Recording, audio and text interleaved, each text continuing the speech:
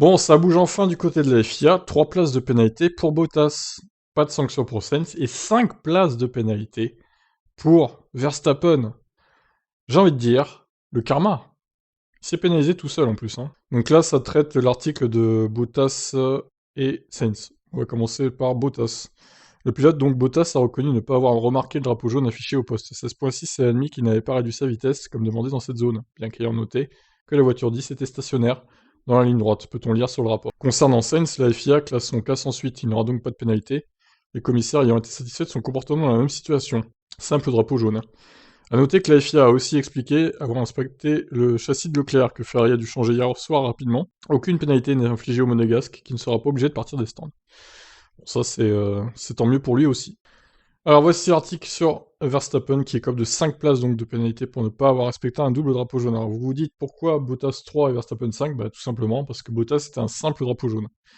Donc voici l'article qui décrit tout ça. Les commissaires notent que le pilote et ses représentants voulaient réduire la pénalité au vu de l'absence d'affichage des panneaux jaunes et de l'absence de lumière sur le volant de signal audio.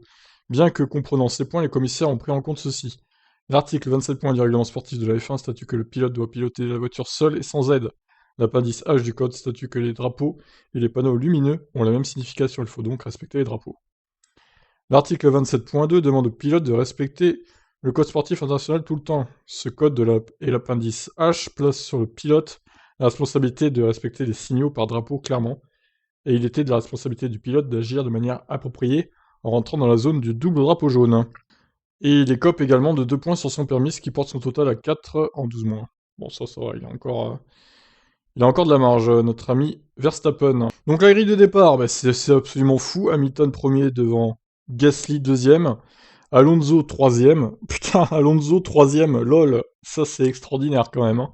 Gasly deuxième aussi, c'est fou. Par contre, je pense que Gasly va se faire bouffer au départ. Il est du côté sale de la piste.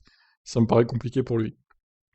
Norris quatrième devant Bottas. Du coup, Verstappen se retrouve derrière Bottas. Et en plus, il est du côté sale de la piste maintenant. Côté père, Verstappen.